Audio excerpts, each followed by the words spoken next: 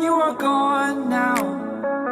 Hard to think of an easy way to start. It's over. Give me what I want. Think of what you did today, how it's gonna be. I've got a bunch of real good reasons that I'm needing you to see. I can't just hold in this feeling of all that you've forgotten is us. Time's up, you're gone today. Nothing could make you stay. You are finished with me for now. Finished with me for now. Taking it all away.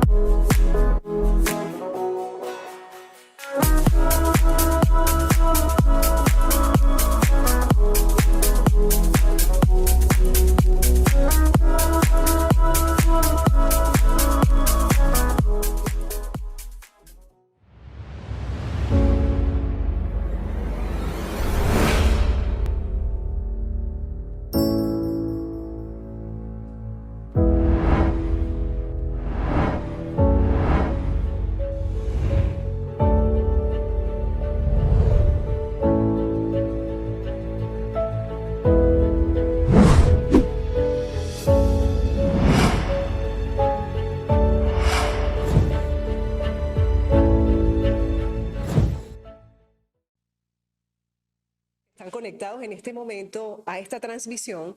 Queremos darle la más cordial bienvenida una vez más a este ciclo de conferencias y de actualización en todo lo que tiene que ver con la docencia del Hospital Regional Rafael Hernández. Como saben, estamos transmitiendo estas intervenciones a través de nuestros estudios de guías médicas, a quienes les damos las gracias. Y queremos aprovechar de darle la más cordial bienvenida a cada uno de ustedes. Es muy importante que recuerden anclar su pantalla a este programa. Si no saben cómo hacerlo, pues nosotros les podemos ayudar. Con muchísimo gusto nos escriben y nosotros les ayudamos esto para que puedan disfrutar de una mejor conexión. Queremos darle las gracias al doctor Eric Tortosa, quien es el jefe del servicio de ortopedia, quien ha tenido a bien preparar este material tan valioso que tiene que ver con la actualización en osteoporosis. Esta noche pues tenemos a una doctora que va a hablar sobre este tema interesante, que es la doctora Aldimarina López, y también pues queremos darle las gracias a ella por la conexión que va a tener con nosotros. También queremos agradecer al doctor Avid Julio, quien es el jefe de docencia, y también por supuesto al doctor Nicolás Gutiérrez, quien es el jefe de residente del servicio de ortopedia. Así que queremos que usted se sienta cómodo, prepare sus oídos y sobre todo su entendimiento para disfrutar de este importante tema. Quédense con nosotros. Estimados usuarios, no están permitidas las siguientes acciones: compartir pantalla, activar audio o video, uso de lenguaje inapropiado en el chat. Agradecemos su atención. Continúen disfrutando de nuestra programación.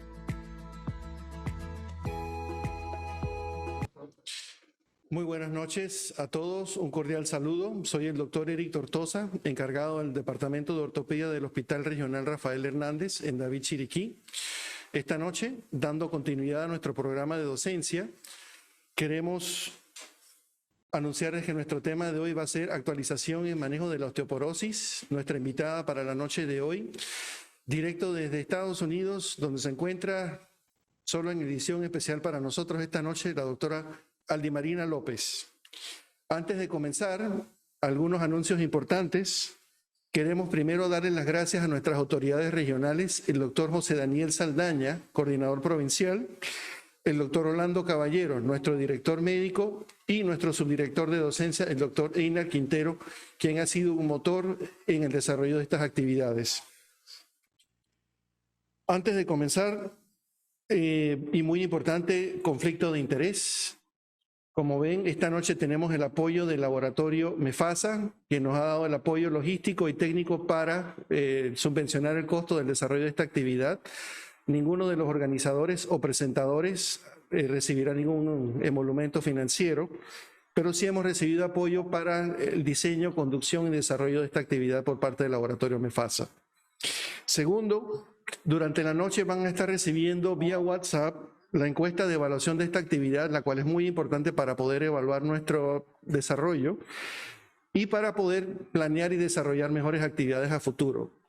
Una vez más, antes de comenzar, queremos dar gracias entonces al doctor David Julio, nuestro jefe de docencia, al doctor Nicolás Gutiérrez, nuestro jefe de residentes, y nos enorgullece decir que esta noche también nos acompañan las internas del servicio de ortopedia, las doctoras Natalie Martínez, Ivette Jiménez y Geraldine Ríos.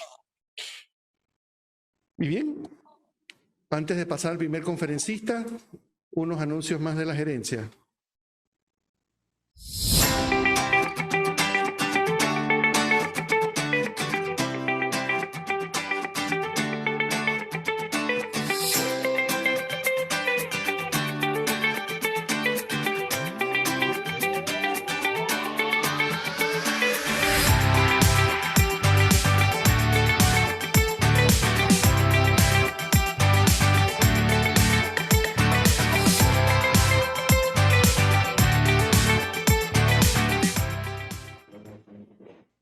Y qué agrado poder disfrutar del patrocinio de Mefasa Pharma para este evento. Así que a continuación vamos a ver en nuestras pantallas parte de lo que ellos traen en cuanto a novedad para el desarrollo de esta docencia.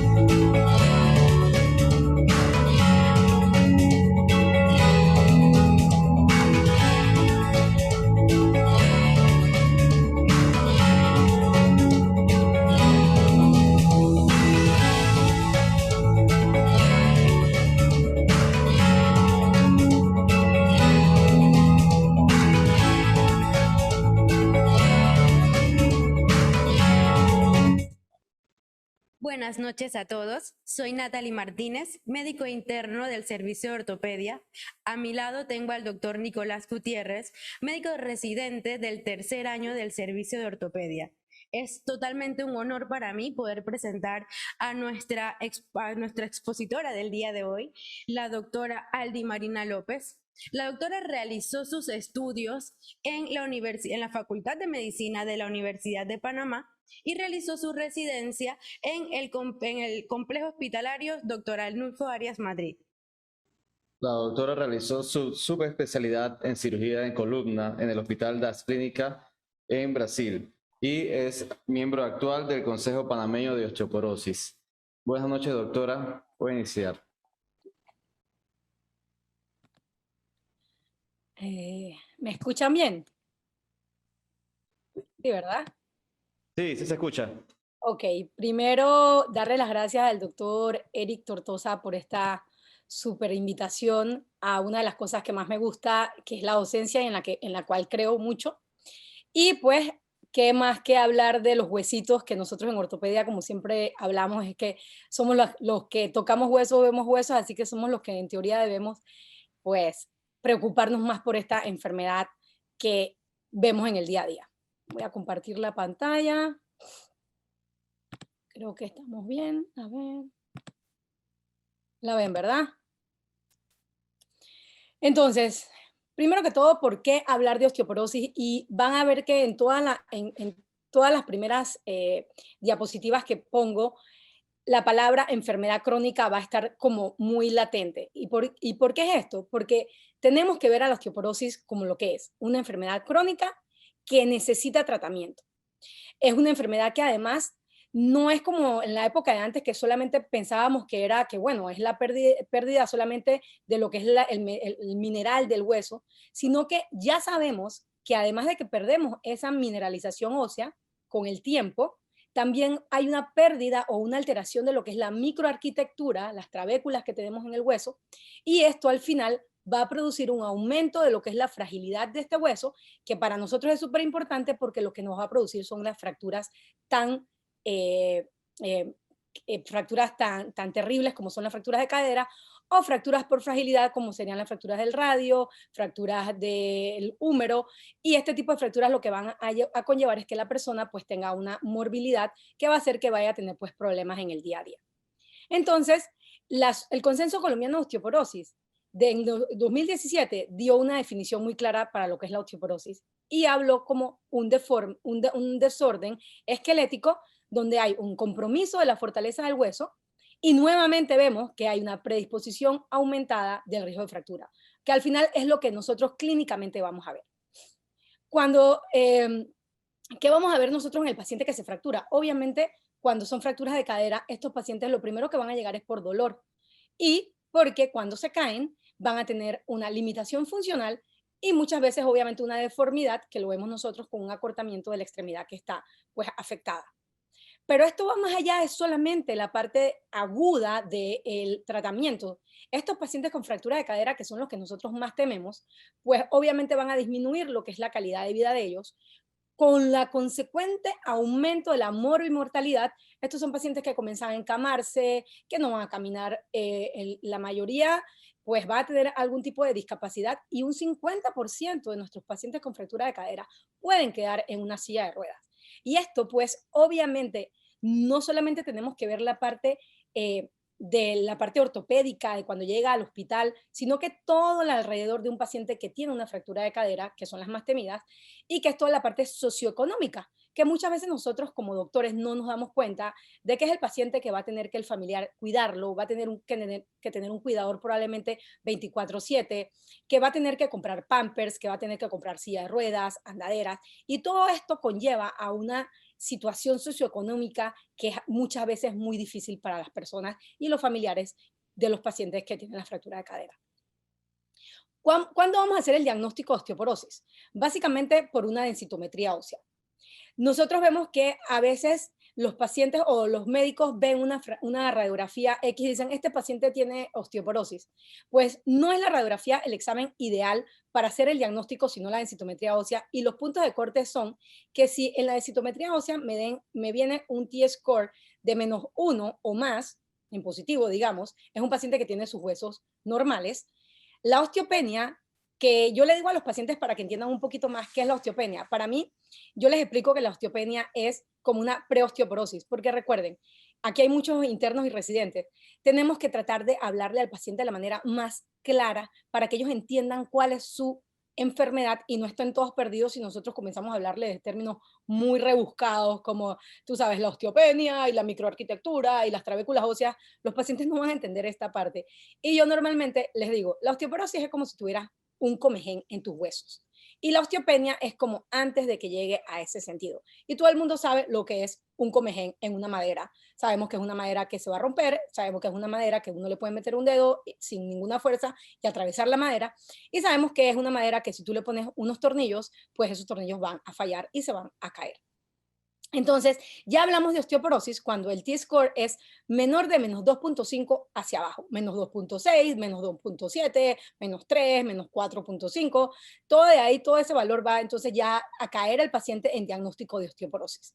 Y la osteoporosis grave es aquella que está muy por debajo de este -2.5 o aquel paciente que nos llega al cuarto de urgencia, que aquí los residentes de ortopedia, cuando estamos en el cuarto de urgencia, creo que lo que más vemos son las fracturas de cadera. Ya el paciente que nos llega con una fractura por fragilidad, y es un término que quiero que se lleven a casa, ya cuando ustedes ven a alguien que se cae de sus propios pies y tiene una fractura ya sea de cadera, una fractura de radio distal o una fractura de húmero, ya es un paciente que tiene un diagnóstico de osteoporosis, sin tener que ir a hacer una densitometría ósea. Y se los digo, ¿y por qué me paro en este punto? Porque me acuerdo un día, o los mismos pacientes per se, tú les dices, mire, probablemente tenga osteoporosis porque usted se cayó de la silla o se cayó caminando, tiene osteoporosis y la gente se queda con, no, pero es que fue muy duro el golpe o yo venía caminando muy rápido. Pues no, cualquier persona que se caiga de sus propios pies y se fractura la cadera, ya nosotros tenemos que ir haciéndole un diagnóstico de osteoporosis, y no solamente osteoporosis, sino que ya le ponemos apellido de grave. Por eso que lo ven ahí, que dice osteoporosis grave. Esto es importante porque no todas las osteoporosis son osteoporosis seniles, que es la que vemos en nuestros abuelitos, y muchas veces podemos, ¿cómo se llama? Caer en la idea de que una paciente de 60 años viene, se cayó, se fracturó la cadera y no hacemos un buen examen físico o no le hacemos una buena historia clínica, es osteoporosis senil, porque ya está muy vieja. Y cuando vamos a ver, era una paciente que probablemente o tomaba corticoides por mucho tiempo o era una paciente con una nefropatía que ya cae en una osteoporosis secundaria y no es una osteoporosis posmenopáusica o una osteoporosis senil, que es la que normalmente vemos, pero es importante saber que también existe osteoporosis secundaria, que es otro tema aparte de la osteoporosis normal, ¿ok? O la osteoporosis más común. Entonces, esta gráfica lo que nos muestra es cómo el pico de masa ósea que nosotros tenemos va aumentando a medida que pasan los años y se ve mucho entre los 20 y los 30 años, y es por eso que siempre les digo a todo el mundo, si tienen hijos, si tienen sobrinos, por favor, hagan ejercicio de resistencia, vayan al gimnasio, hagan un gimnasio en su casa, porque este es como que el momento más importante para que nosotros metamos esa cantidad de hueso al banco y cuando los necesitemos en la edad adulta, pues tengamos mucho banco de hueso para que sea menos probable que nos dé osteoporosis o que tengamos una fractura por fragilidad. Y como pueden ver, la gráfica hombre versus mujeres, cuando nosotros tenemos la bendita menopausia, que muchas personas le dicen el cambio de vida, no sé por qué le dicen cambio de vida, pero ahí ves que la gráfica cae de manera estrepitosa los primeros 10 años postmenopáusica, porque aquí vemos una grave pérdida de la masa ósea y ahí vamos viendo por qué estas personas pues, pueden tener fracturas por fragilidad. Entonces, esto no es una enfermedad solamente de Panamá, no es una enfermedad que nosotros vamos a ver con las características solamente en Panamá. Vemos que hay muchos millones de personas también en Estados Unidos con osteoporosis, la mayoría son mujeres, en Colombia también, imagínense que para el 2012 ya había 1.4, casi 1,5 millones de mujeres diagnosticadas con osteoporosis. Y lo más importante de la charla de hoy que quiero que nos llevemos y dije el mensaje es que no solamente en Panamá se da el subdiagnóstico, no solamente en Panamá se da el subtratamiento, sino que es algo que se ve a nivel mundial y ya los números lo dicen. Menos de 1 en 5 personas que tienen osteoporosis se le hace el diagnóstico.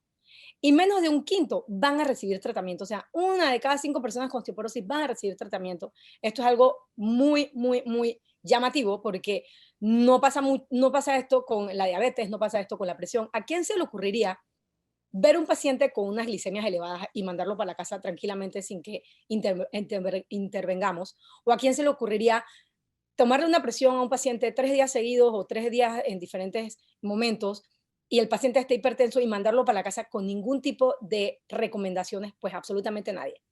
Y esto es lo que pasa con la osteoporosis. Vemos pacientes que se fracturan el radio a los 55 años y nadie en su vida le ha hablado de osteoporosis, que a los 60 años se fracturan la cadera, los operan y no le hablamos de osteoporosis. Así que por eso es muy importante que nosotros demos información, no solamente a la parte médica, sino también a los pacientes para que entiendan que esto es una enfermedad que existe y que le debemos dar tratamiento. 50% del tratamiento de las personas que comienzan el tratamiento de osteoporosis, o sea, vamos viendo que 1 de cada 5 tienen tratamiento y se le diagnostica, perdón, y 1 de cada 5 tienen tratamiento y de esta, a los 6 meses, la mitad va a dejar el tratamiento. Porque ustedes saben que la adherencia al tratamiento es uno de los factores más importantes y más difíciles de controlar en cualquier enfermedad crónica. Y normalmente al año, casi siempre, la mayoría ya ha dejado de tomarse las medicinas de manera correcta o como se los mandó el doctor. Para el año 2050, ya nosotros estamos hablando de aquí a poquito, el 2050 está a la vuelta de la esquina. Ya vemos que va a haber un aumento de un 310% en fracturas de cadera en hombres y de un 240% en fracturas de cadera en mujeres. Y que esto va a repercutir en nuestro sistema de salud, y creo que ahora todo el mundo con lo de la pandemia, creo que hasta el que anda por ahí en la calle ya sabe del sistema de salud y sabe de costos y sabe de que una enfermedad masiva o una enfermedad que se consume mucha plata, se consume muchos recursos que se pudieran utilizar para otras cosas. Entonces, nosotros tenemos que ver esto como un problema ya de salud pública y no como un problema que vamos a seguir dejando a un lado. El pico de masa ósea, como ya se los dije, pues en los niños y en las niñas es diferente. Los hombres tienen los huesos más gruesos, más largos, más potentes. Y no solamente tiene que ver con el sexo, sino también tiene que ver con la genética. Hay personas que su familia es de huesos más duros y hay gente que tiene huesos más frágiles, y también en el ambiente. Obviamente, aquellas personas que se criaron en el campo, que se criaron trabajando el campo, sus huesos van a ser más fuertes que las personas que se crían en la ciudad, que agarran la bicicleta, ni siquiera bicicleta, que agarran el carro del estacionamiento al trabajo, del trabajo a la casa, y nunca hacen ningún tipo de ejercicio. Así que son muchos factores, no solamente el sexo. Aquí lo que queremos pues ver mostrar en la gráfica es que hay una pérdida progresiva tanto del hueso trabecular como del hueso cortical. Pero esos 10 años posmenopáusicos, que son muy importantes para la parte del reemplazo hormonal, hay donde vemos la gráfica que se cae de manera mucho más estrepitosa, es donde hay un aceleramiento de la pérdida ósea y hay una mayor pérdida, obviamente, de hueso con un mayor riesgo de fracturas, que obviamente pues cuestan plata. Como les dije, siempre les voy a poner enfermedad crónica para que se acuerden. Ustedes ven una paciente, si no le gusta la osteoporosis, si no le gusta pues, manejar este tipo de paciente, mándenlo al médico que quiera tratar de osteoporosis. Nosotros en el Consejo Panameño de Osteoporosis somos un grupo de especialistas y de profesionales de la medicina que estamos interesados en dar, pues obviamente, docencia tanto a la parte médica como a la parte de los pacientes en todo lo que tiene que ver con no solamente metabolismo, porque ya hablamos de, no solamente osteoporosis, porque ya estamos hablando más allá. Estamos hablando del metabolismo mineral y óseo, porque también tenemos términos como la sarcopenia, que es otra enfermedad nueva que se le hizo como el perfil en el 2010, así que tiene apenas 11 años de tener un CPT para los efectos del diagnóstico. Y no solamente estamos hablando de sarcopenia, osteoporosis, sino también que ya se mete el hueso con el músculo y con el tejido adiposo, y ya hablamos de un trinomio, músculo, hueso, tejido adiposo, que va en conjunto, y que si a alguno les pasa algo, los otros pueden estar afectados. Normalmente, como le digo a mis estudiantes de medicina cuando les doy la clase de osteoporosis, es que cuando el músculo tiene problemas, si es un músculo débil porque no hicimos ejercicio y no estamos haciendo las cosas adecuadamente, el hueso también se va a afectar porque es como un matrimonio. Entonces, recordemos que los huesos de las vértebras son más trabeculares y obviamente después de la menopausia se pierde mucho más hueso trabecular. Entonces, por eso estas pacientes pueden tener más fracturas a nivel de la columna torácica, y son esas pacientes que nosotros vemos cuando le hacemos el examen físico, las vemos de lado, tienen esa jiba. No crean que es porque la paciente tiene solamente una mala postura. Vayan y háganle una radiografía lateral de la columna torácica a ver si no tiene fracturas osteoporóticas que se dan por, obviamente, la debilidad del hueso trabecular a nivel vertebral. El hueso cortical se pierde más en la etapa mucho más adulta, por eso es que vemos que la cadera, que tiene hueso más cortical, pues se ve entonces más fractura de cadera a edades más tardías. Y como ya les he mencionado varias veces, de los 5 a los 10 primeros años posmenopausia es donde se da la mayor pérdida ósea, y es una ventana muy importante para los ginecólogos darle terapia de reemplazo hormonal a las mujeres que tengan menopausia y que se les haya pues hecho un diagnóstico de osteoporosis. Como vemos aquí, miren cómo es una vértebra de un paciente de 29 años con todas sus trabéculas súper lindas, interconexiones, trabéculas gruesas, como vemos abajo. Vamos viendo cómo va progresando un paciente de 67 años ya con osteoporosis, las trabéculas se van perdiendo, vemos más huequitos, vemos trabéculas menos definidas, más finas. Y ya cuando tenemos un paciente, obviamente, nonagenario, ya vemos huecos en la parte de las trabéculas porque ya se ha perdido esa conexión, y obviamente esto hace que nuestro hueso sea muy frágil y que con una simple caída nosotros tengamos obviamente entonces una fractura de cadera, que no debería ser, ¿no? Entonces, como ya les dije, no solamente hablábamos ya de cantidad de hueso, sino que actualmente hablamos de microarquitectura, macroarquitectura, mineralización, cómo es el tamaño del hueso, y vamos viendo entonces todas las características de el sistema musculoesquelético, que anteriormente nos enseñaban que el hueso era como un ente inerte, que se quedaba exactamente igual desde que nacemos, que no hay mucho que hacer.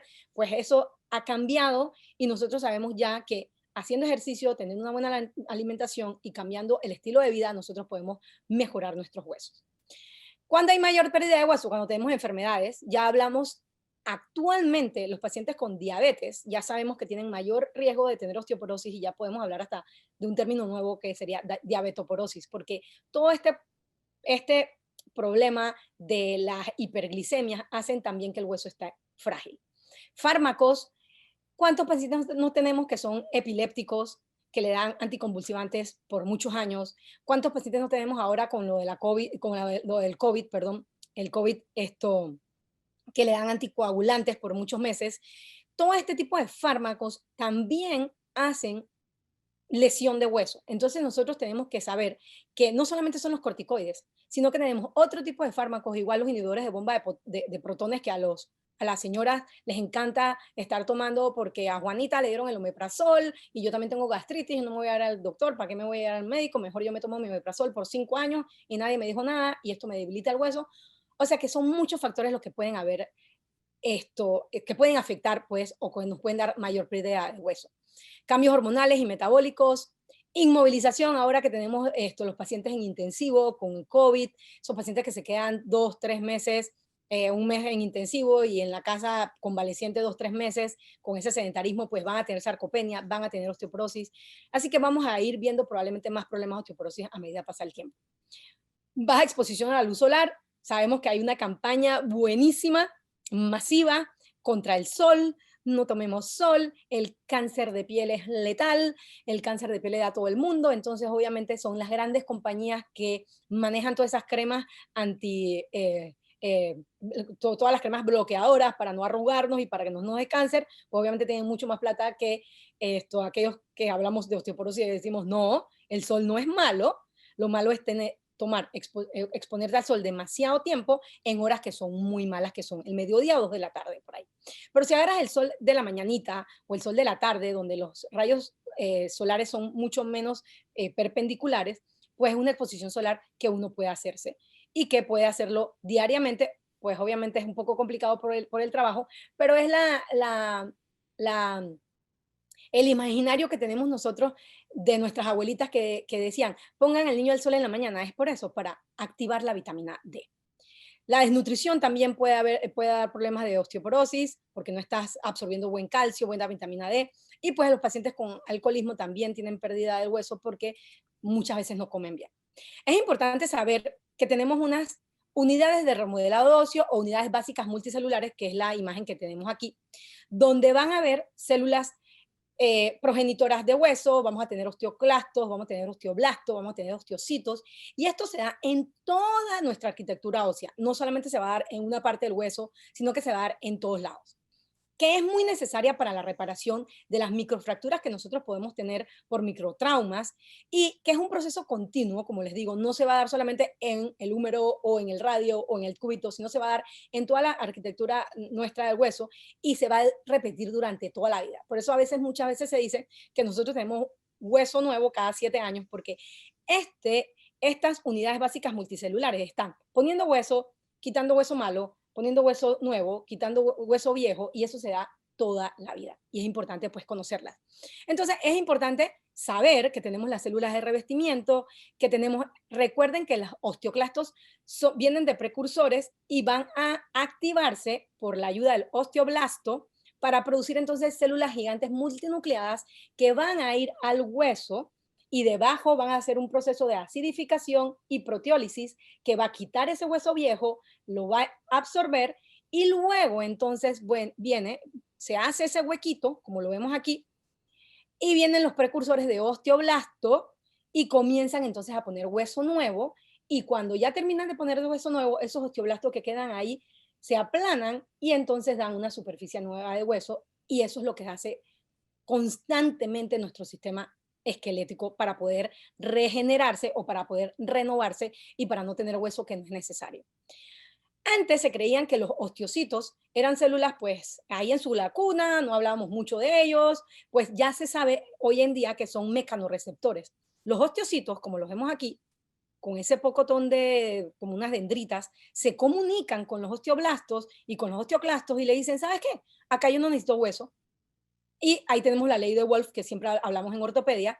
No necesito hueso, entonces yo quito hueso. ¡Ey! Actívate osteoclasto, por favor, haz las células gigantes multinucleadas y comienza a comer ese hueso viejo. aguanta, pero aquí está positivo, aquí necesito hueso. Entonces, osteoblasto, actívate que necesito que me pongas hueso aquí. Entonces, quito hueso viejo donde estoy negativo, pongo hueso nuevo donde estoy positivo, y esto, el que manda más o menos la orquesta sería el osteocito, porque va diciendo dónde poner y dónde quitar. Esta imagen que tenemos aquí es importante porque el osteoblasto y el osteoclasto se hablan.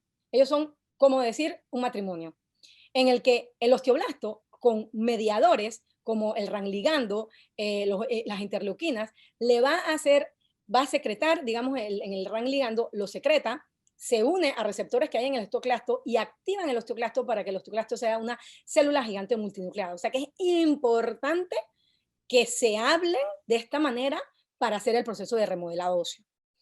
Entonces, estas son unas guías del Colegio Americano de Endocrinología que sacaron el año 2020, el año pasado, donde dice qué debemos hacer, a quién tenemos que evaluar. Y ellos recomiendan que debemos evaluar a todas las mujeres posmenopáusicas mayores de 55 años, ver qué tienen, cómo están sus huesos, hacer una densitometría ósea. ¿Y qué debemos evaluar? Pues hacerle la historia clínica, si ha caído, ha tenido alguna fractura por fragilidad, cómo está el examen físico, si no está toda con la jiba que nos habla de fracturas vertebrales. El FRAX es una herramienta que aquí hay muchos jóvenes y me imagino que son súper tecnológicos, la pueden buscar después, que nos ayuda a saber más o menos cuál es el riesgo de fractura osteoporótica mayor o el riesgo de fractura de cadera de aquí a 10 años con ciertas preguntas que nos hacen en la computadora.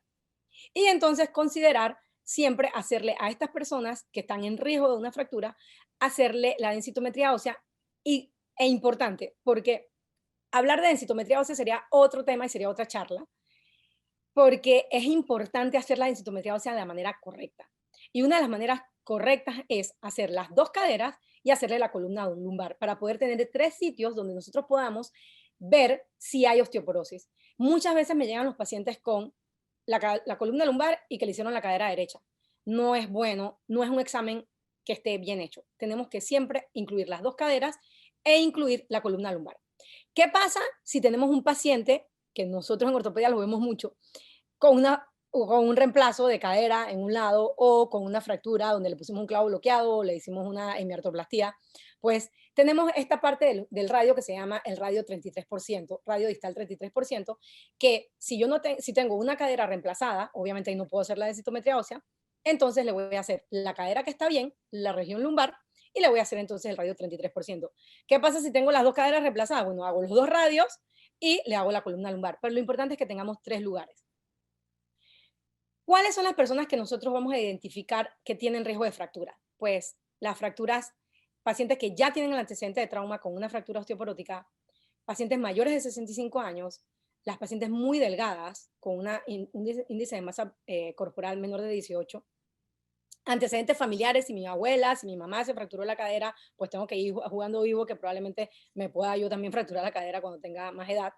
Tabaquismo, menopausia precoz, que la estoy viendo bastante, mujeres con menopausia antes de los 40 años, y el consumo de alcohol, pues más de 3 bebidas alcohólicas al día. Creo que, Eric, aquí parábamos un poquito. Chicos.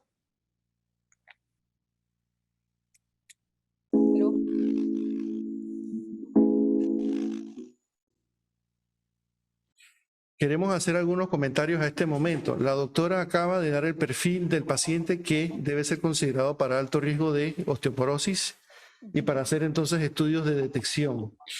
Como primer comentario, Aldi, te queremos dar algunos números de la provincia de Chiriquí. Hace muchos años que venimos dándole seguimiento al tema de osteoporosis y fracturas de cadera. No hay mucho en Panamá escrito sobre el tema. De los años 95 hay un trabajo que se hizo en el complejo donde daba una incidencia, una prevalencia de fracturas de cadera como por ahí de 35 por cada 6.000 habitantes, que es más o menos lo que hemos visto de repente durante los inicios de los años 2000 en Chiriquí. Sin embargo, ahora con el envejecimiento de la población, hemos visto cómo empezamos de repente en el año 2005 con 90, 110, 130, 150, 170, 190, y ahora estamos viendo alrededor de 280 fracturas de cadera al año en mayores de 60. y ese número como que va subiendo cada año un 20%, sin embargo hubo un alto de repente en el año 2020 por la pandemia y quizás las restricciones de movimiento, pero eso nos está generando un costo alrededor de 7, 8 millones de dólares en costos al hospital. Entonces, lo que te queríamos preguntar, ya que diste el perfil, es las utilidades de la densitometría, pero no axial. ¿Qué valor real tiene el uso de la densitometría de radio distal o, por ejemplo, de calcáneo? Esa es quizá la primera pregunta que te queríamos hacer antes de pasar de repente a los siguientes puntos. Ok. ¿Doctora? Muy Esas, buenas noches, doctor Tortosa. Mi nombre es Geraldine Ríos, médico interno del Servicio de Ortopedia. Continuando con la presentación de temas, pues vamos a presentar calcio, vitamina D y manejo farmacológico en general. Sí. ¿Algún comentario antes de pasar a lo del calcio y vitamina D sobre entonces la densitometría no axial? exactamente, importante. La densitometría no axial, la que ustedes ven que es un ultrasonido en el radio y las que hacen el calcáneo, que muchas veces les dicen háganselo porque tienen alguna promoción en las farmacias, esas solamente son para tamizaje. Esas no las pueden utilizar para diagnóstico de osteoporosis, ¿sí? Es para agarrar 500 personas, hacemos el tamizaje, nos salieron 3 positivas, entonces a esas hay que hacerle la densitometría ósea de cuerpo completo. Entonces no son para hacer diagnóstico, Eric.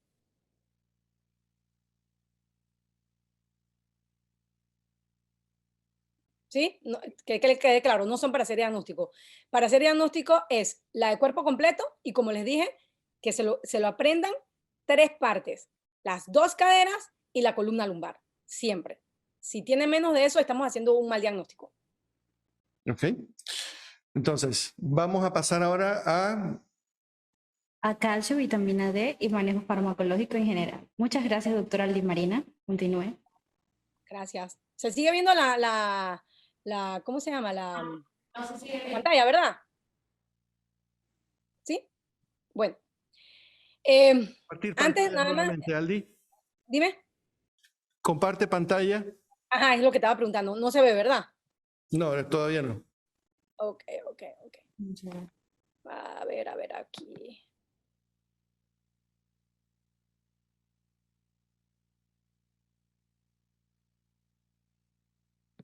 Ahora sí, ¿cierto? ¿Sí? Seguimos. Ok. ¿Verdad?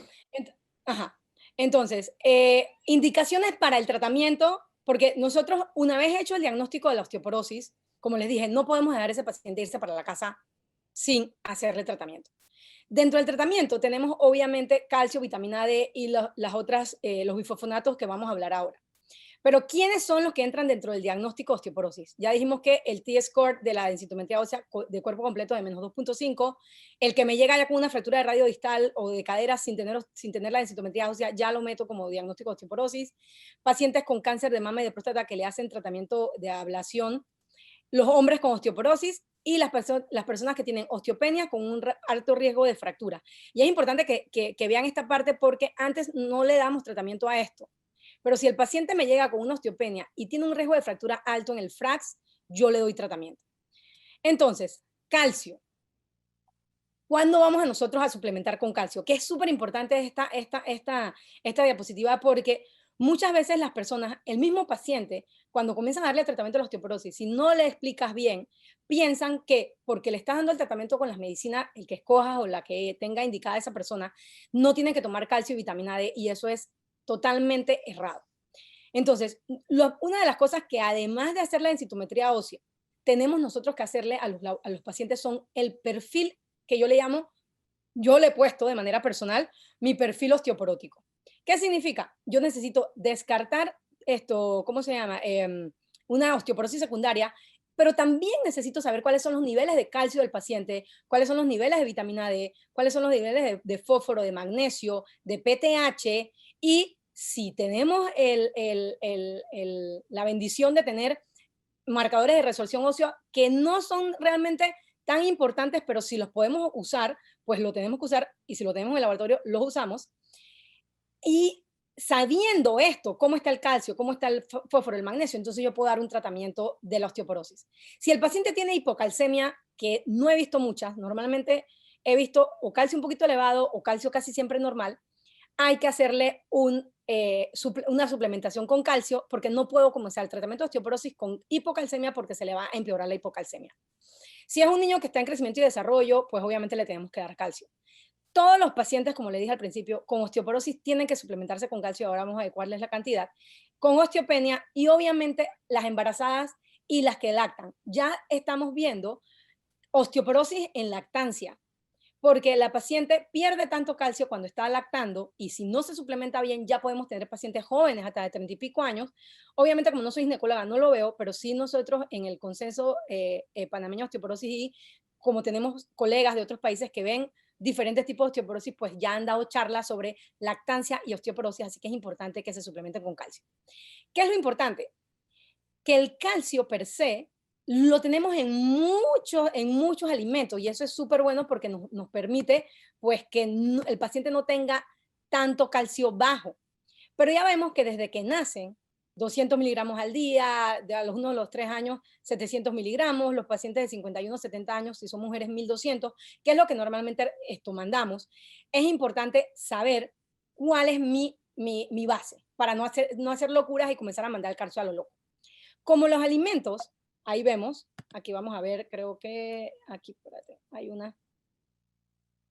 Hay muchas fuentes de calcio actualmente, pues a todos los que les gustan los lácteos pueden tomar lácteos, tenemos las lentejas tienen calcio, las sardinas tienen calcio, todo lo que es vegetales, a los veganos que no quieren pues comer ningún producto animal, no toman leche, se les puede recomendar obviamente todo lo que es brócoli, todo lo que es lechuga, todo lo que es verde, el pimentón verde, tiene buena cantidad de calcio. Entonces, casi nunca, pues casi nunca se ve o es muy raro ver un paciente con hipocalcemia. En cambio, la vitamina D es otro cuento totalmente diferente. Como sabemos, pues ya casi no nos exponemos al sol, que es nuestra principal fuente de vitamina D, y podemos tener en niños el raquitismo, en los adultos la osteomalacia, ya podemos tener pues obviamente la osteopenia y la osteoporosis, y se ha visto que los pacientes con baja vitamina D, que es bien común, tienen un aumento del riesgo de caídas. Por eso que es importante también saber cuáles son mis niveles de vitamina D para poder comenzar a suplementar a mi paciente. Y muchas personas me preguntan, dije, ¿pero cuánto tomo? Yo dije, pero es que no tengo cuánto tienes de base en sangre. Entonces no podemos dar una suplementación de calcio y de vitamina D sin tener un laboratorio que nos diga cuánto tiene el paciente. Y ya se está viendo que la vitamina D no se mete solamente con el sistema musculoesquelético. Ya nosotros sabemos que muchos de los pacientes con hipovitaminosis D o deficiencia de vitamina D caen más fácilmente en intensivo con COVID que aquellos pacientes que tenían buenos niveles de vitamina D. Así que se mete por todos lados esta vitamina, que ya no le decimos vitamina, sino que ya decimos que es una hormona porque tiene funciones paracrinas, endocrinas, hace de todo un poco.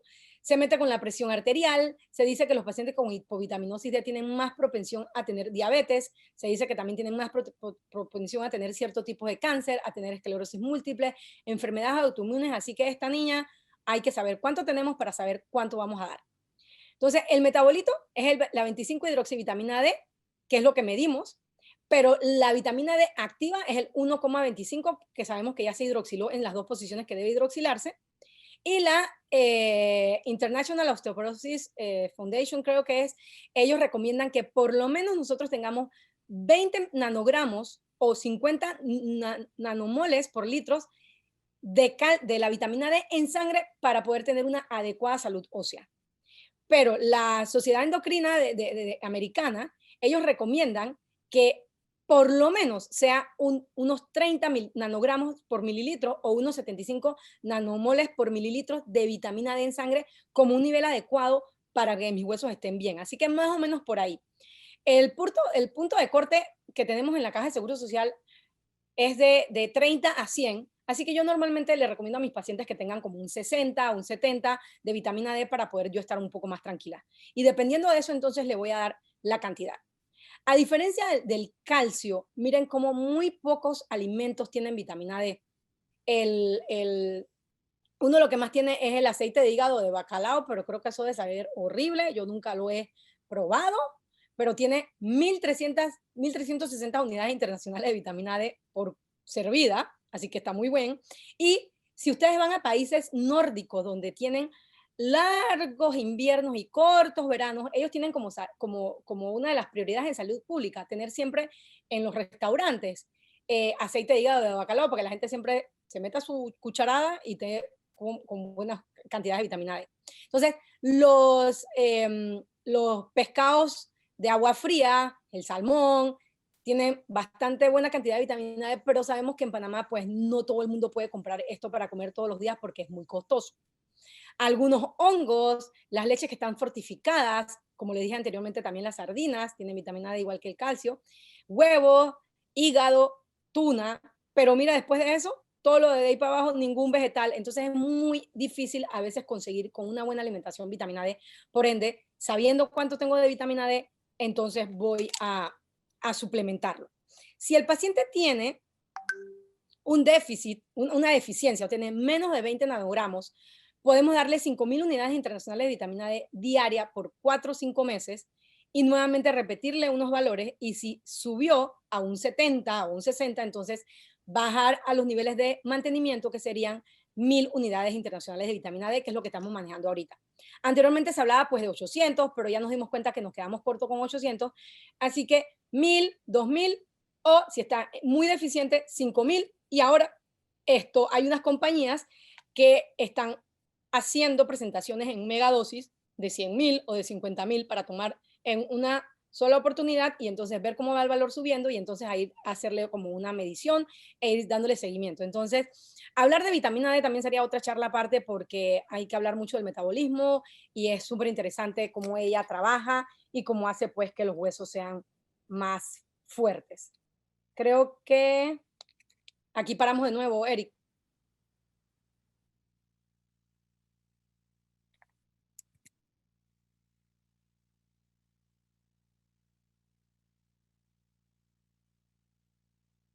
Vamos a seguir un poquito más lo que tenías preparado de las siguientes diapositivas y nosotros te avisamos dónde vamos a hacer la pausa. Ok, Antes listo. los bifofonatos, básicamente. Ok, bueno, entonces ya vamos a entrar en lo que es el tratamiento. Esta diapositiva me gustó porque no a todo el mundo hay que darle lo mismo. Nosotros tenemos que ver tanto la parte farmacológica, que es la eficacia, la seguridad del medicamento que nosotros le vamos a dar a nuestros pacientes con osteoporosis, como una parte muy importante que es el costo-beneficio y obviamente la más importante, la preferencia del paciente. Porque si el paciente no está convencido de hacerse el tratamiento, que número uno, lo primero que le tenemos que decir, que se los di al inicio de la charla, es que es una enfermedad crónica, es el paciente tiene que entender que no es un tratamiento de 5 días, de 2 semanas, de 3 meses, es un tratamiento que vamos a darle 3 años, 4 años, 5 años y vamos viendo poco a poco cómo vamos evolucionando y dependiendo de la evolución, entonces vamos o cambiando de tratamiento o vamos siguiendo con el mismo. Actualmente, y eso también es otra charla, hablamos de terapia secuencial o terapia combinada, que es el futuro del tratamiento de la osteoporosis. ¿Qué significa? Comenzar con un tipo de tratamiento, digamos un bifosfonato, seguirle con un anabólico estilo teriparatida, o comenzar con un anabólico y seguir con un bifosfonato, dependiendo de cómo nosotros veamos el paciente. O en años, quién sabe, no muy lejanos, podamos ver que le vas a dar un bifosfonato, de repente ya con una teriparatida al mismo tiempo, o le das un bifosfonato y le das una terapia de reemplazo hormonal. Todo esto depende del paciente y, como les digo, la preferencia. El Consejo Panameño, perdón, el Consejo Colombiano de Osteoporosis, ellos hicieron una revisión del tratamiento de la osteoporosis y hacen este algoritmo donde nos dicen más o menos qué podemos nosotros seguir cuando ya estamos frente a un paciente que tiene osteoporosis. Si el T-score del paciente cae en osteopenia, como lo vemos aquí, que es menos 1 a menos 2.5, pero en el FRAX, que es la herramienta que les dije, que es la que se utiliza en internet y la pueden buscar, me dice que tiene muy alto riesgo, entonces yo le puedo dar tratamiento, ¿ok? Con terapia de reemplazo hormonal, los SERMs o bifosfonatos, pero los SERMs y lo que es terapia de reemplazo hormonal se pueden dar los 10 primeros años posmenopáusicos que ya les he mencionado, ¿no? Si el paciente no tiene muy alto riesgo en el FRAX, entonces nosotros podemos seguir solamente con calcio y vitamina D dependiendo de cómo esté el paciente. Pero este es un paciente con osteopenia, recordemos, ¿ok? Si ya yo tengo instaurada una osteoporosis por densitometría ósea y el paciente ya me debutó con una fractura y me llega con una tasa, digamos, de filtración glomerular más de 75, en menos de 30 mililitros por minuto, y un T-score de menos 2.5, ese es un paciente que yo le puedo dar un medicamento que se llama denosumab, porque está indicado en pacientes con problemas renales, ¿ok? Pero si es un paciente con fractura instaurada por primera vez, también puedo comenzarle con el único anabólico que tenemos en Panamá, que es la teriparatida, o puedo comenzarle con el ácido zoledrónico. Pero recordemos que este es el lado donde dice paciente con fractura, que normalmente nos va a llegar a los ortopedistas. Este tipo de paciente no les va a llegar, o raramente va a llegar al ginecólogo, al reumatólogo, al internista, nos va a llegar a nosotros, ¿ok? Si el paciente no tiene fractura, yo le puedo comenzar con un alendronato o con un risedronato, y si soy ginecóloga, con terapia en reemplazo hormonal, pero eso yo no soy ginecóloga, así que yo no hago eso, como primera línea. Si el paciente por X o Y motivo no toleró este tipo de medicamento, entonces yo le puedo dar un ivandronato, que sería una vez al mes, como segunda línea de tratamiento. Pero es un algoritmo muy bueno porque me puede ir diciendo cómo tratar al paciente. Los bifosfonatos son la primera línea sí o sí para cualquier tipo de paciente que no tenga fractura y me llegue por primera vez, porque son los que tienen los estudios más largos, son los que tenemos más tiempo utilizándolo y con los que tenemos mayor experiencia, ¿no? Entonces, aquí es lo mismo, pero ya en un cuadro un poquito más complicado, así que eso no lo vamos a ver. ¿Qué pasa con los bifosfonatos? Ellos son un análogo de pirofosfatos, que lo que nos van a hacer ellos se van a impregnar en la matriz del hueso y van a hacer que cuando venga el osteoclasto a comerse ese hueso viejo, el osteoclasto se come ese hueso viejo impregnado con el bifosfonato y va a hacer que en la cascada de metabolismo dentro del osteoclasto se produzcan unas inhibiciones enzimáticas y hace entonces que el osteoclasto se muera, y con eso entonces reducimos la actividad de los osteoclastos y por ende entonces tenemos obviamente más acción en la parte de los osteoblastos y hacemos que nuestro hueso se refuerce, ¿ok? Y también disminuyen lo que es el acoplamiento de los osteoclastos y con eso entonces disminuimos la resorción de hueso. ¿Qué es importante con los bifosfonatos? Pues que su farmacocinética hace que el 99% sea excretado. Por eso es bien importante que ustedes se sienten con su paciente y les digan, bueno, señora, tiene osteoporosis, vamos a comenzar el tratamiento con bifosfonato, pero no puede tener comida en el estómago porque se tiene que tomar en ayunas. Una vez esté en ayunas, espera media hora o una hora y después de eso va a comer. Y la explicación es esta, porque solamente se absorbe un 1% o menos de un 1%, y de ese 1% que se absorbió, imagínense, 0.4 se va por los riñones y solamente el 0.6 se va entonces a hacer el trabajo en los huesos. Entonces es importante explicarle que tiene que ser en ayunas. ¿Cuáles son los pros? Pues todos los bifosfonados, el arendronato, el risendronato, el ácido zoledrónico, tienen eficacia contra fracturas vertebrales, contra fracturas no vertebrales y contra fracturas de cadera. Como ya les dije, una amplia experiencia y hay disponibilidad de genéricos. ¿Cuáles son los efectos adversos? Pues que no puedo hablarles de números porque no los tengo, pero muchas pacientes tienen gastritis, entonces me llaman a decirme, doctora, me pateó el estómago, me arde mucho, no puedo seguir con este medicamento viral, entonces los tengo que cambiar. También le dan un síndrome pseudogripal que tiene que ver con la inhibición enzimática que hacen los bifosfonatos, y hay que decirle al paciente que la primera dosis puede que le dé el síndrome pseudogripal, y ahora como estamos con el COVID, pues hay que decirle que le puede dar dolor del cuerpo, que le puede dar un poquito de fiebre y que le puede dar como si tuviera una gripe, y que no se preocupe, que eso no es COVID, que tome mucho líquido y que tome un acetaminofén para los síntomas porque es sintomático y probablemente las próximas dosis le va a mejorar. Como hay que tomarlo mensualmente, a veces los pacientes se les olvida. Obviamente el semanal, que es el ácido alendrónico, que lo tenemos en la Caja de Seguro Social, es un poquito más complicado porque es semanal, el paciente se le olvida, así que los mensuales para mí son mejores en este sentido. Y todos los bifosfonatos pueden producir fracturas atípicas si lo damos de manera indiscriminada, que son fracturas unicorticales muchas veces o fracturas transversales de fémur, que tienen que jugar vivo porque aunque la incidencia sea muy baja, podemos verla en pacientes que tienen 5 o 6 años de tratamiento con bifosfonatos y no se les ha dado unas vacaciones. Así que cualquier paciente que ustedes tengan en terapia con bifosfonatos que les diga a ustedes que tenga dolor en los muslos o en un muslo de la nada, ese es un paciente que hay que hacer una radiografía del fémur y que si tiene su fractura atípica hay que operarlo. La osteonecrosis de la mandíbula es otra de las incidencias que es muy baja. Una vez un colega presentaba en un congreso varios eventos en la vida de uno y que te pueda matar un rayo en algún momento de tu vida es mucho más probable a que te dé osteonecrosis de la mandíbula por tratamiento por osteoporosis, imagínense. Así que es importante pues hablar del paciente y una de las cosas importantes es que tienen que ir al odontólogo antes de comenzar el tratamiento con cualquier bifosfonato o con cualquier tratamiento de osteoporosis para que tengan una buena salud oral y que disminuyamos ese riesgo de fracturas, de osteonecrosis de la mandíbula. Aquí la afinidad de los diferentes bifosfonatos que tenemos, risedronato, ibandronato, alendronato, ácido soledrónico, que esta la damos una vez al año, es bastante costoso, el paciente no va a poder pagar esto.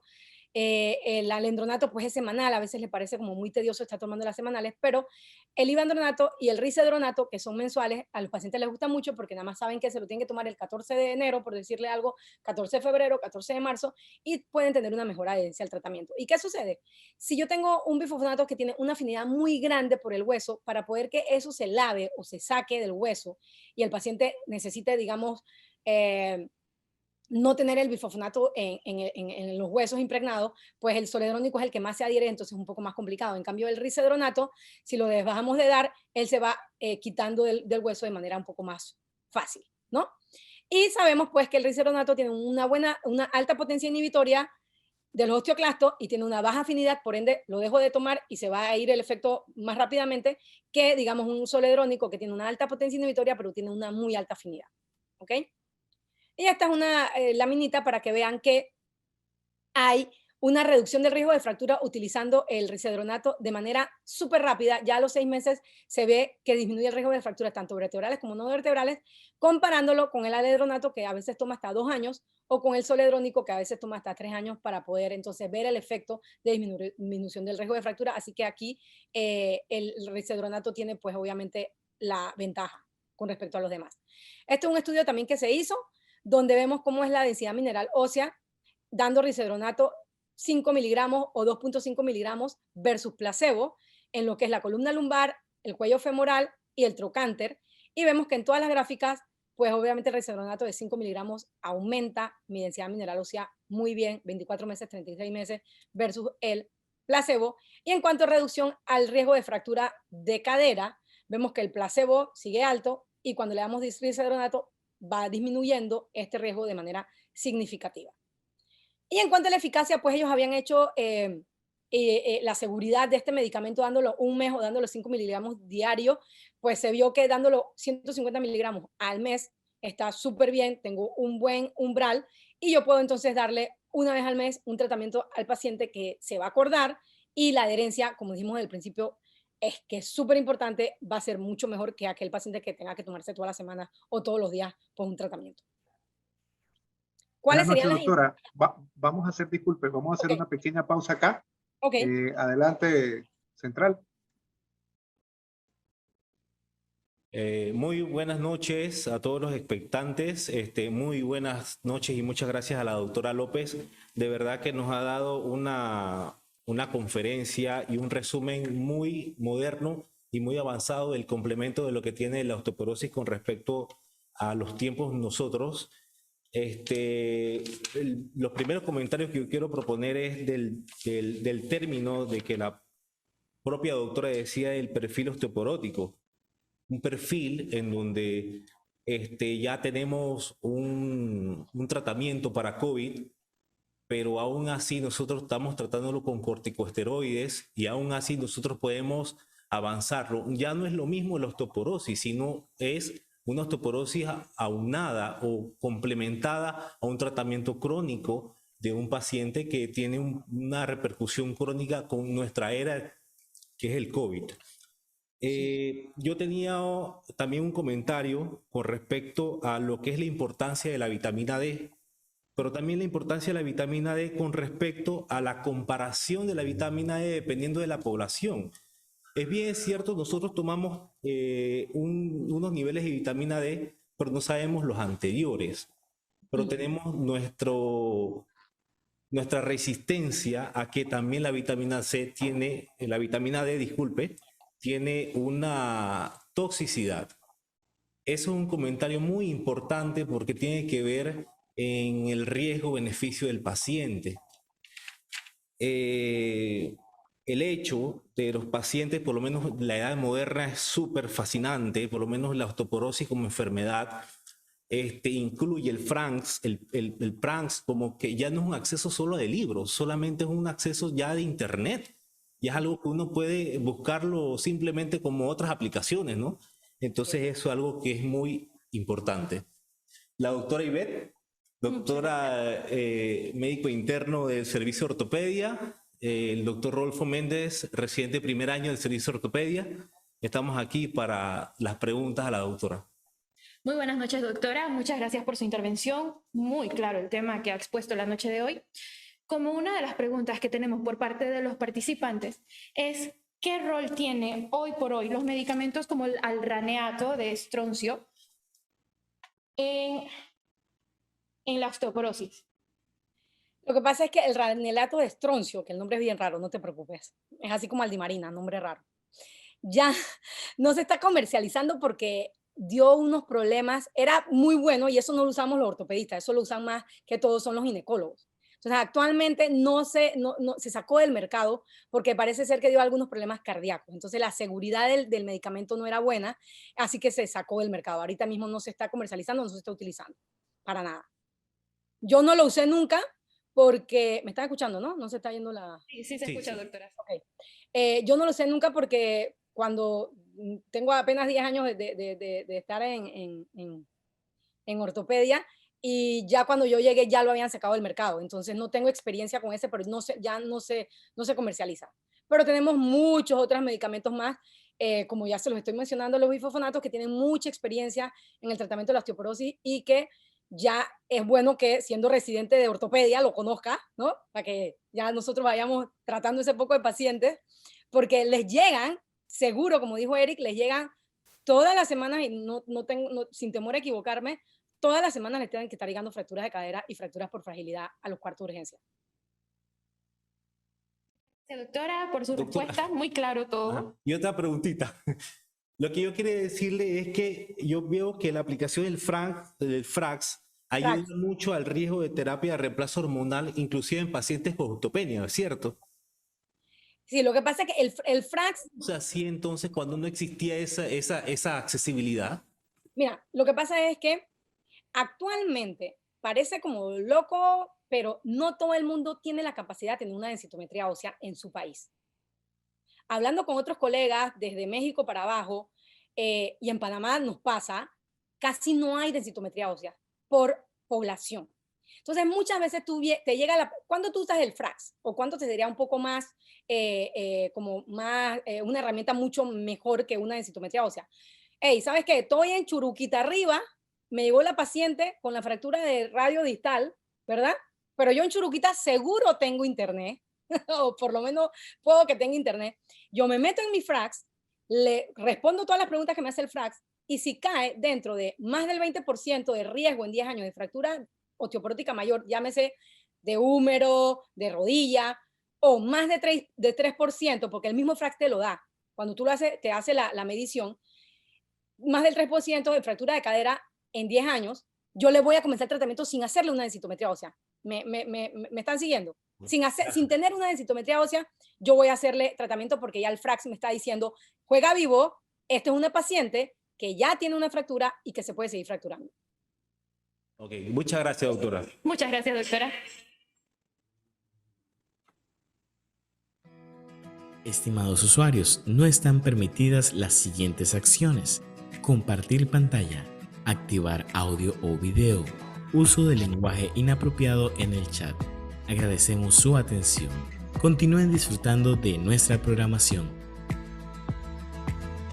Qué encanto escuchar tan buena docencia por parte de la doctora Aldimarina López. No pudo ser mejor escogida para esta oportunidad. Así que en este momento quiero recordarles que si a usted le ha gustado la docencia, si tiene algún comentario que hacer, usted puede llenar la encuesta que vamos a estar acompañando a través de los links y de los grupos pues que ustedes muy bien saben que hemos estado compartiendo.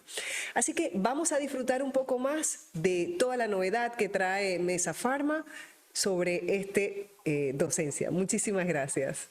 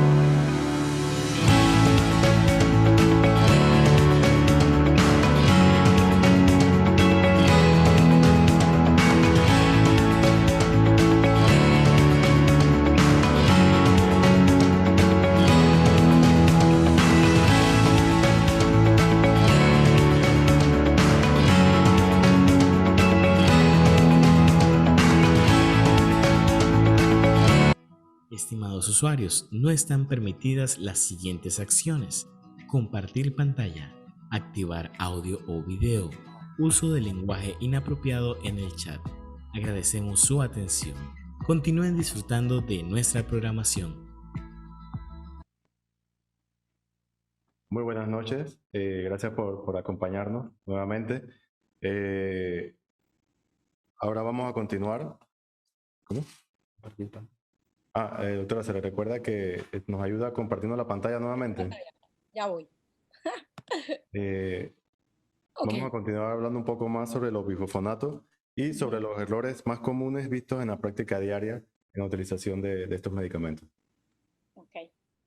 Gracias, chicos. Bueno, seguimos. Entonces, ya hemos visto que son los de primera línea, ya hemos visto que tienen varias indicaciones y en esta imagen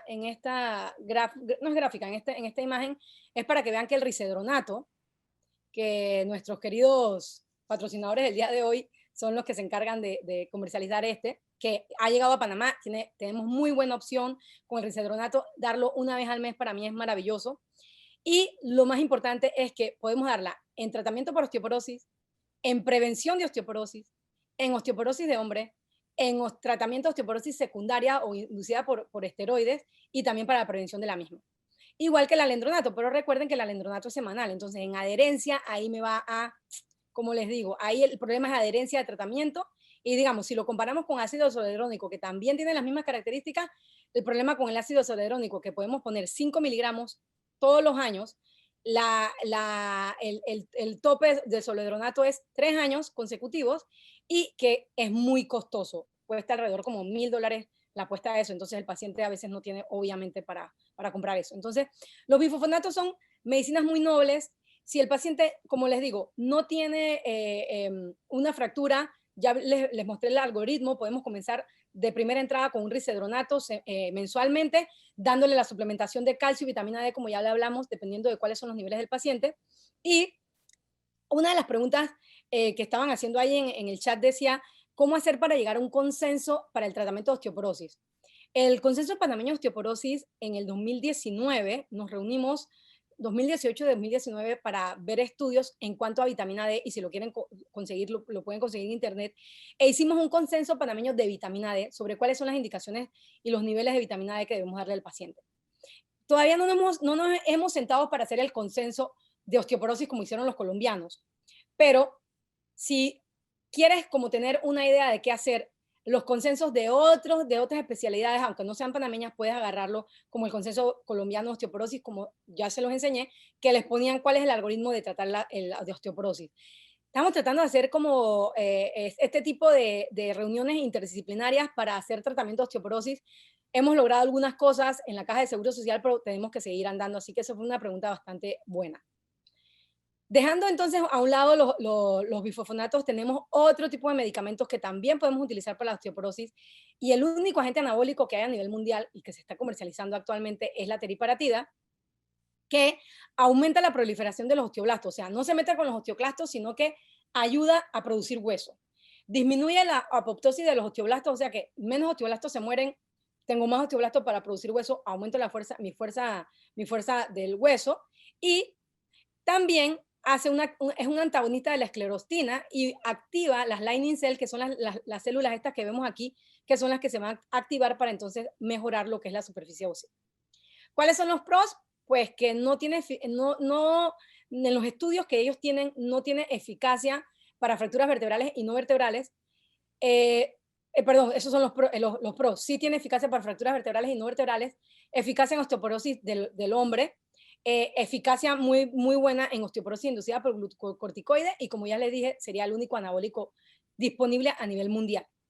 Lo único que pues es una dosis subcutánea todos los días, cuesta $700 al mes, más o menos es lo que está costando ahorita mismo. Y no lo vamos a utilizar como primera línea en cualquier paciente. Esto yo solamente lo estoy dejando para mis pacientes de muy alto riesgo, que son aquellos pacientes con fracturas osteoporóticas de cadera, fracturas de radio, fracturas de columna, o aquellos pacientes que llevan muchas caídas y que tienen muy alto riesgo de fracturarse. El otro medicamento, que es un antirresortivo, que es el denosumab, es un anticuerpo monoclonal totalmente humano, un isotipo 1 IgG2, con una alta afinidad y especificidad por el RAN ligando humano. Recordemos que el RAN ligando, y lo vamos a ver aquí, era el que nosotros con los osteoblastos secretamos el RANK y ese se pega al precursor de osteoclasto para poder entonces activarse y formar la célula agente multinucleada que va a comerse el hueso dañado o el hueso viejo. Lo que hace el denosumab es unirse a lo que es el RAN ligando no activa el osteoclasto y como no activa osteoclasto, pues no como hueso y el hueso se pone más fuerte. ¿Sí? Los pros sirve para las tres cosas, fracturas vertebrales, no vertebrales y caderas. Tiene buen efecto en la densitometría, en la parte mineral ósea. El efecto es reversible enseguida, lo dejamos de dar, no estoy impregnado en hueso. Tiene muy buena seguridad, se da cada 6 meses. Y como es subcutáneo, el paciente no tiene problemas de gastritis, pues tiene buena adherencia. Obviamente los costes son elevados, también cuesta como $300, $400 al mes. Igual puede hacer fracturas atípicas, osteonecrosis de la mandíbula e hipocalcemia, y pues obviamente es mucho más caro que los bifosfonatos. Entonces, esta es una gráfica del Consejo Colombiano de Osteoporosis, donde te va diciendo más o menos qué podemos, cada cuánto tiempo podemos darle, cada cuántos años podemos dar pues el tratamiento. Con alendronato hasta 5 años está súper bien, con risedronato también 5 años, no necesitamos darle vacaciones al paciente, en alendronato sí deberemos darle vacaciones para que ese hueso no se pongan tan rígidos. ¿Por qué las vacaciones? Porque si tú das un antirresortivo demasiado tiempo, el hueso se pone como una tiza y ustedes ven que el hueso normalmente tiene una elasticidad que hace que el hueso sea algo elástico pero que también sea duro. En cambio, si nosotros damos demasiado tiempo, este tipo de medicamentos puede ponerse el hueso ya como si fuera una osteopetrosis, un hueso demasiado duro y se fractura muy rápidamente. El ivandronato, los estudios también, el risedronato tiene extensión hasta 7 años, o sea que podemos darlo 7 años sin vacaciones, sin problemas. El solendronato solamente, como les mencioné, 3 años, hay que dar vacaciones y tiene una extensión de 6 años. El denosumab podemos darlo 10 años seguidos, pero como les dije, es un poco costoso. Y la teriparatida, solamente el label de teriparatida es para 2 años en toda la vida de un paciente. Por eso es que este se deja para osteoporosis muy grave y no se puede estar dando a lo loco de que tengo una paciente con osteoporosis nueva y se la voy a dar porque me gusta la teriparatida. No, solamente para osteoporosis graves y solamente 2 años por la vida del paciente. Entonces, esto creo que es casi que la última diapositiva. Tenemos que saber cuándo iniciar la terapia. Si yo tengo un paciente, lo vi, tengo bien el calcio, tengo la vitamina D bien, lo mandé al odontólogo, no tiene problemas de caries ni nada por el estilo, el paciente califica para comenzar, podemos comenzar con risedronato, con alendronato. Si el paciente no tolera la vía oral, que puede suceder, pues nos vamos para la parenteral, soledronato, denosumab, teriparatida, aunque sean costosos. Más o menos 1 o 2 años, yo les digo 1 año, pero no se preocupen. Si la densitometría ósea al primer año de estar dando el tratamiento de risedronato no muestra ningún cambio, no hay problema, lo importante es que no echo para atrás. Y como dijimos, pues los bifosfonatos pueden ser de 3 a 5 años, la vía oral, ahí vamos viendo. Teriparatida solamente 2 años.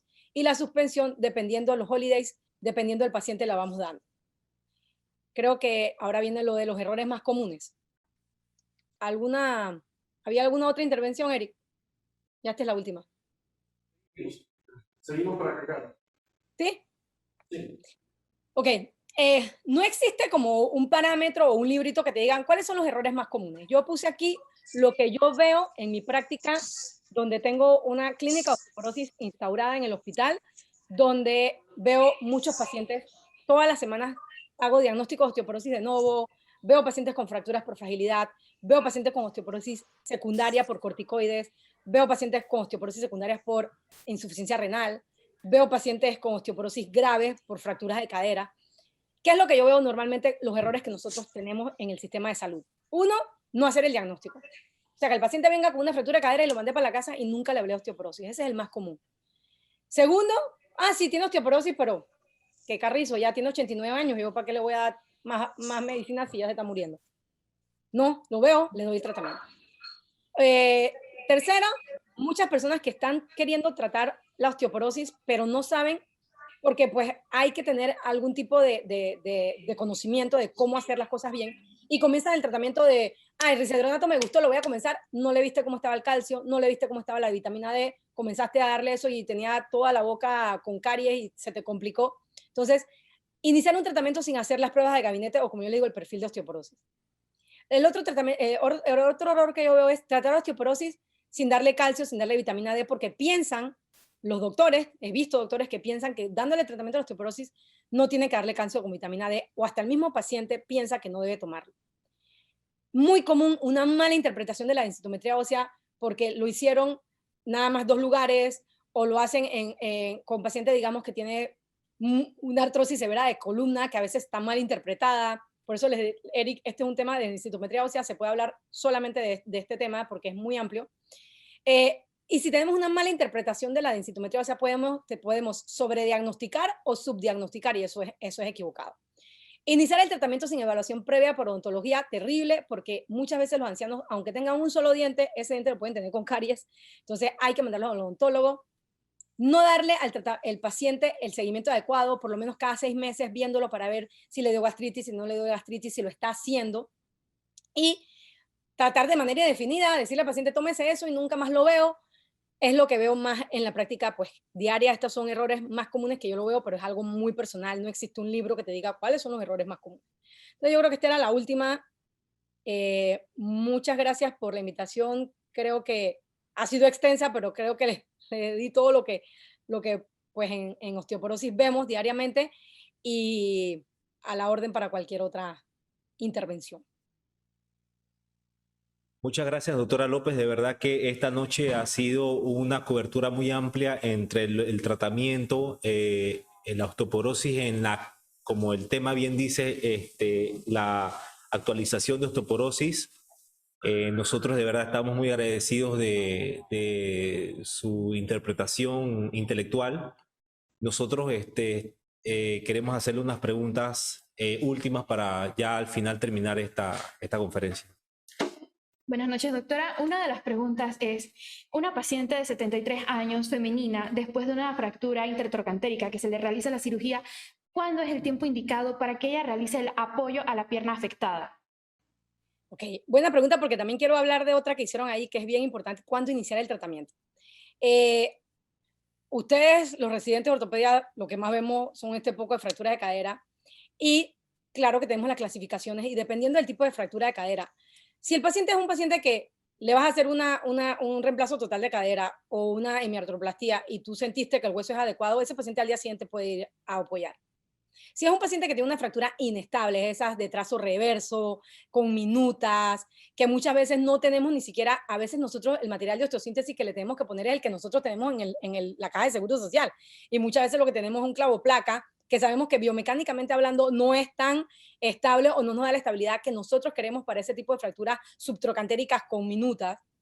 Pues ese tipo de paciente con inestabilidad, y que cuando tú lo estás operando, tú sientes que el material de osteosíntesis no quedó, pero tú sabes, tú sientes eso ahí como que no me gusta cómo quedó, ese es un paciente que yo mejor le dejo, te ríes porque es cierto, ¿sí o no? Que nosotros de que haya la vida, esto está en el hueso. Tú operas pacientes con osteoporosis y hay huesos que tú te quedas como, hoy está duro, tiene osteoporosis, pero está complicado para mí hacerle, pues ponerle yo soy mujer y no tengo tanta fuerza como los hombres. Pero tú ves otros huesos que yo ni hago fuerza con el drill y yo digo, este paciente se le va a fallar. Entonces, si es un paciente que yo creo que puede fallar, que puede hacer un cut-out, cut-through, todo ese poco de términos que utilizamos en la falla de materiales de osteosíntesis, entonces yo lo pongo a caminar con su andadera, pero sin apoyar por lo menos las 4 primeras semanas. Y vamos viendo poco a poco, ¿no? Pero si es un paciente que yo estoy bien, clara, y que tiene bastante buen el hueso, y es un reemplazo de cadera, o es un clavo placa, que tuvo un trazo simple, yo puedo ponerle a apoyar enseguida, ¿no? Y recuerden una cosa que es importante, que lo dije creo que en una de las primeras diapositivas. Hay que ver el paciente, hay que ver esta parte y hay que ver la parte de apoyo familiar. Porque si el paciente no tiene un apoyo familiar bueno, mejor que ni se ponga a caminar porque se me va a caer. Si es un paciente que no entiende su patología, no entiende la fractura, no entiende lo que es no es un reemplazo, que es un clavo placa, mejor dejémoslo tranquilito, que no apoye todavía. Pero es un paciente de 73 años que era la señora que se iba a cobrar el cheque, que iba a hacer supermercado, que la pelada sabe cómo es la cosa, ella se vestía sola. Ey, vamos a rehabilitar. ¿Cómo? Cuidadora comunitaria. Exactamente, ese tipo de paciente que tú sabes que lo tienes que mover rápido y que te quedó bien la cirugía, ese puede apoyar sin problema. Sin problema, no tengan miedo, no tengan miedo. Nosotros tuvimos una vez cuando yo era residente, la mamá de una de nuestras técnicas de la sala, la señora la operamos en la mañana y la señora tenía Alzheimer y le hicimos un clavo placa, en esa época no teníamos los clavos bloqueados de ahora. Y la señora a las 6 de la tarde estaba caminando por la sala. 0 estrés, ella estaba caminando feliz. Entonces, bueno, era un trazo simple y le funcionó. Pero la otra pregunta, antes de terminar, que ahí le hicieron, que es muy importante y todavía estamos en debate, y que a veces muchos tienen temor, es cuándo comenzar el tratamiento después de yo hacer un material de osteosíntesis, cuándo comenzarle el antirresortivo. Entonces, lo que hablamos es que más o menos 6 semanas después de la cirugía. Si yo hoy la operé, voy a darle esas 6 semanas de gap para entonces comenzarle el tratamiento. No tenga miedo de comenzar el tratamiento. No te escuché. Y es independientemente de la intervención quirúrgica que sea. Exactamente, independientemente de la intervención quirúrgica, no, porque hay muchos que tienen mucha aprensión de decir, ¿sabes qué? Yo le voy a comenzar el tratamiento de la osteoporosis antirresortivo y eso no va a hacer que se pegue la fractura. No hay ningún estudio que demuestre que por darle el tratamiento antirresortivo interfiera con la consolidación de la fractura. Pero como es una paciente o es un paciente que se va a ir para la casa, le tengo que pedir la densitometría ósea, le tengo que pedir los laboratorios, le tengo que pedir que se vaya al odontólogo, casi nunca tienen todo listo al mes y medio. Entonces, tiempo casi siempre comienzo como a los 2 meses. Okay. Sin temor a pensar que no le vaya a pegar la fractura. ¿Okay? Muchas gracias, doctora. No teman eso.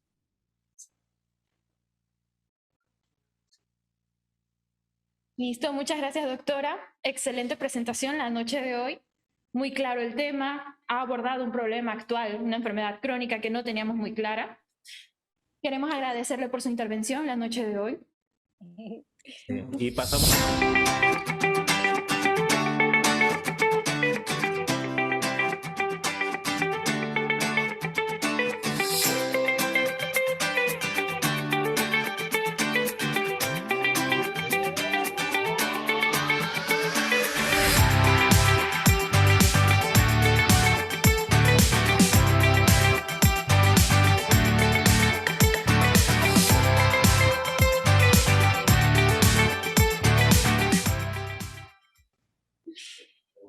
Bueno, a manera de conclusión, primero, darle las gracias a la doctora Aldimarine López por la excelente disertación y conferencias que nos ha dado esta noche. Sabemos que han sido de gran provecho para toda nuestra audiencia. Una vez más aprovechamos para pedirles que por favor nos ayuden llenando la encuesta de evaluación de actividad que se les ha ido mandando por WhatsApp a través de los distintos grupos de los cuales están afiliados para poder hacer la evaluación correspondiente de la actividad. También nos complace haber contado esta noche con los internos y residentes de la sala, quienes en las próximas docencias ya van a estar conduciendo estas actividades ellos mismos. Una vez más, Aldimarine, sé que ha sido pues una semana muy ajetreada para ti, sobre todo pues en las circunstancias en las que estamos todos. Claro. Nuestro más sincero agradecimiento. Esperemos que también haya sido grata para ti la velada también. David. Bueno, más que todo agradecerte nuevamente, la verdad que muy buen tema. Creo que es el tema perfecto para integrar la parte médica, ya que hay muchos integrantes de la parte clínica de nuestro hospital y la parte ortopédica, ¿no? Y creo que es un buen tema para clausurar este mes de docencia de parte de ortopedia. No sé si tienes algún otro comentario. Sí. Así que, de nuevo, con la satisfacción de la labor cumplida, primero, pues gracias a nuestra excelente conferencista. Una vez más, nuestros agradecimientos al Departamento de Docencia del Hospital Regional, a nuestro señor subdirector de docencia, el doctor Einar Quintero, por todo el apoyo a estas actividades. Y de nuevo, una vez más, no puedo dejar de dar gracias a todo el equipo de guías médicas por su apoyo y gran paciencia durante todo este mes. Así que, de nuevo, muchachos, a todos ustedes nuestros agradecimientos y un aplauso. Muy buenas noches a todos. Muy buenas noches.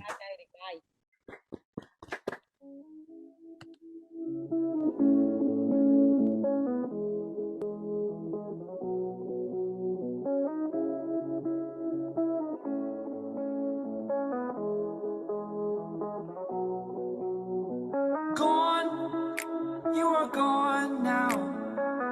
Hard to think of an easy way to start. It's over.